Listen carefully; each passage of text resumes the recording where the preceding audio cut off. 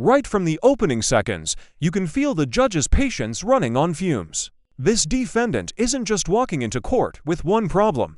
He's dragging a whole lineup of violations, missed court dates, and fresh charges behind him. And when a judge starts a hearing already frustrated, that's when cases go from bad to catastrophic real quick. How's jail?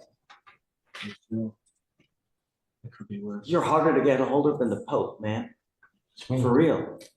What do you mean? You don't show up. That's what's for real. I only showed up not one time. Just one time I missed. That's cute. One time. That's cute. Except for Well, Mr. Odom, just ask you here's to the not deal. speak anymore. You've not picked up another case. You picked up a violation of a protective order. I don't even know what happened. We're gonna figure it out. All I know is that you have an open harassment with us. While you're on bond with that one, you pick up a felony assault, and now you've picked up a violation of a protective order. So, Ms. Garza, please. Got into a physical altercation with the defendant because the defendant was drinking and becoming verbally aggressive with her. The complaining witness's older son did not like how the defendant was talking to the complaining witness and told him to back off. The complaining witness's son then hit the defendant and a physical fight broke out between the sons and defendant. Officers observed the son's knuckles be busted and blood on his shirt, and the complaining witness is the protected person. This part is crucial. When someone already on bond picks up new charges, especially violent ones, judges take it as a huge red flag. Bond isn't freedom. It's a test. And prosecutors waste zero time pointing out every bruise, every busted knuckle, every sign that things are spiraling. This is exactly the kind of moment that pushes a judge towards stricter conditions, or straight to no bond. Was that from the assault or was it from the harassment? The protective order is from the assault impeding breath. So Judge, as you can see, my client still has visible injuries from this interaction. I would ask that the court set a bond. Mr. Odom is aware, though, that the felony court could revoke his bond, so I don't think he plans on making any bail. But we do ask that if the court would set I'm showing he's on bond in our case at 5,001. What? But how? Did they give him a PR bond? Did he make a surety bond? What happened here? On which case? The harassment. I see a surety bond. I see a surety bond on the July 1st, Judge. On the harassment. 5,001. It's weird because it just doesn't. Financial casualty and surety. Okay. I want you to know, Mr. Odom, that no means no. I don't care what your excuse is. I don't care what you're doing in life. The Texas Constitution does not allow me, but in extremely limited circumstances, to hold someone at no bond. Zero bond. This is one of those occasions. Ma'am, take a seat, please. Yes, sir. Sorry. If you are charged with a violation of a protective order, and I put conditions on that violation, and you violate those conditions that I put on you on the VPO, I can have a hearing to hold you at no bond. Mr. Odom, I want you to know that. Listen to how serious the judge gets here. A violation of a protective order isn't treated like a minor slip-up. It's one of the fastest ways to land a defendant in jail with no chance of bonding out.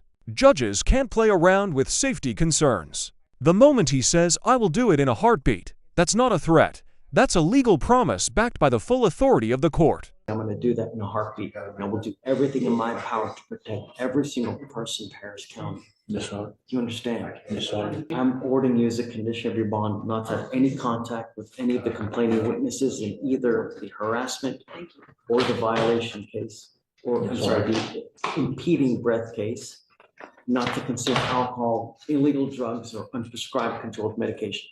I'm going to put a scram ankle monitor on you. Remember this, man. These conditions will all go on the violation of a protective order. If you consume alcohol, I can have a hearing to hold you at no bond.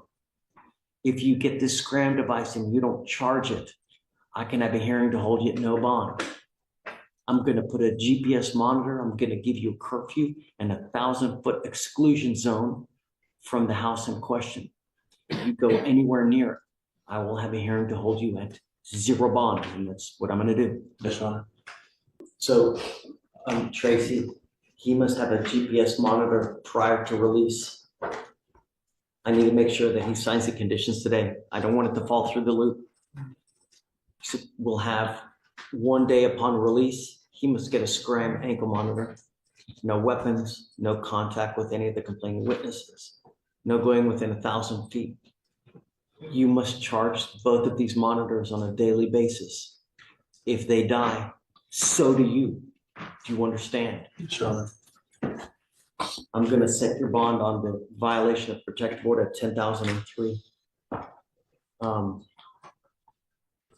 You have a cell phone. I don't. How is it that the lawyer can get in contact with you? The only person that I had was her, my wife. It's the only person. I have a phone, but it's not connected. How do you get in contact with people? I use her phone. You can't use this person's phone, dude. I know. I don't have a phone right now. Not until I get out. I can't do nothing while I'm in jail. What do you do in life, man? Oh, right now I'm in jail, so I mean I'm not doing anything. What were you doing? I was a mechanic. Jillian, I don't know how you're going to get a hold of Mr. Odom. Smoke signal. You have an email address. Mr. Odom. He is aware his felony court date is just next week. And the previous misdemeanor is the day after. So if he were to bond out, I have a note to go up there and just see. I don't think he will, but if he does, I can go. Jillian, he's made bond on the felony impeding. He's made bond already on the harassment. He must have some kind of lucky charm out there, magically delicious, that makes all of his bonds. So, you know, it's a matter of time. This is where everything comes together. Multiple bonds, multiple violations, and a defendant who keeps landing back in court with new problems.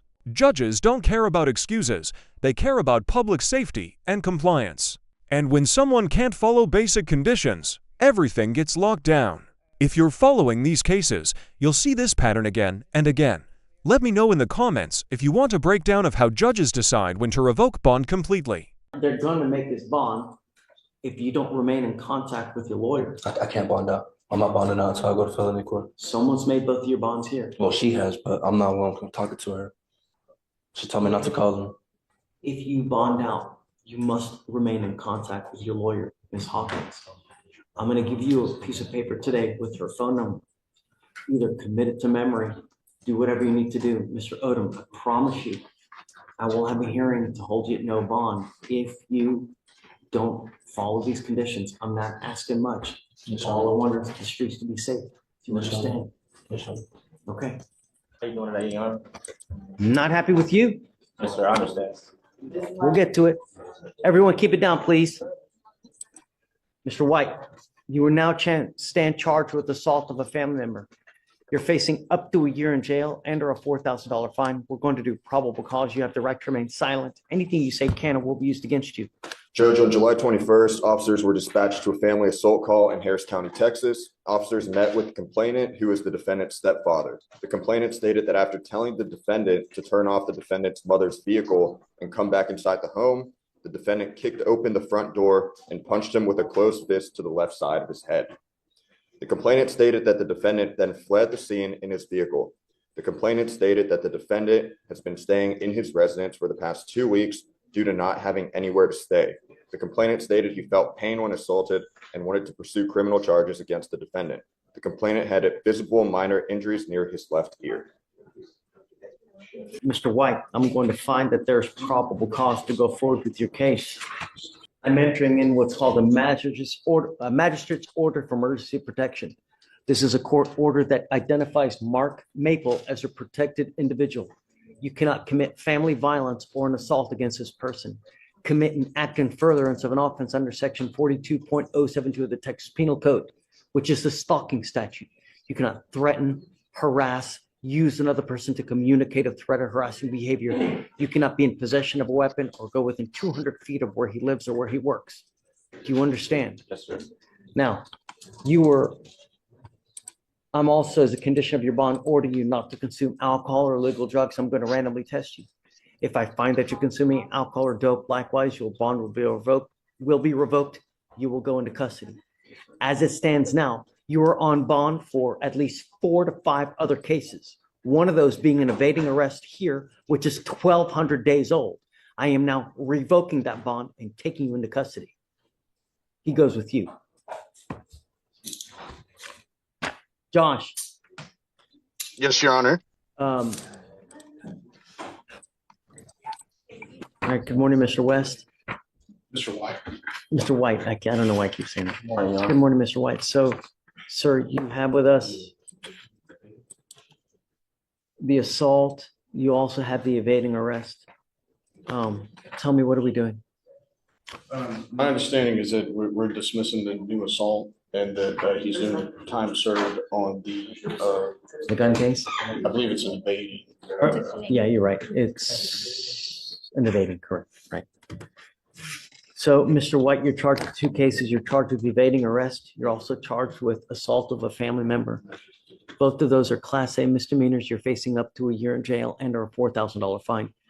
You've worked out an agreement, a very great agreement where they're going to dismiss the assault in exchange for your plea on the evading. Understand that the evading is an enhanceable offense. This one will go on your record. If you ever run from the cops again, evade, you will be looking at another felony charge. And with all your priors, they can continue to enhance you probably to a 3rd degree, probably to a 2nd degree. Just running from the cops, you could be looking at up to 20 years in prison. You understand? Yes, sir. You give up a lot of rights by entering into this agreement. You give up the right to a trial, right to compel witnesses to testify on your behalf, confront and cross-examine your accusers. If you're not a citizen, there are possible immigration consequences. You can be deported, excluded from the country, denied naturalization. You give up the right to appeal. So once you accept this agreement today, you can never come back and change this or undo this. Yes, sir. Is this what you want to do? Yes, sir. How do you plead to the offense of evading arrest? Guilty or not guilty? Guilty. I will find you guilty, sentence you to 16 days in jail. I will give you credit for the 16 days that you've done. I will roll your court costs so you won't know anything. And good luck to you, sir. Yes, sir. All right. Thanks, Josh. Take care. You too.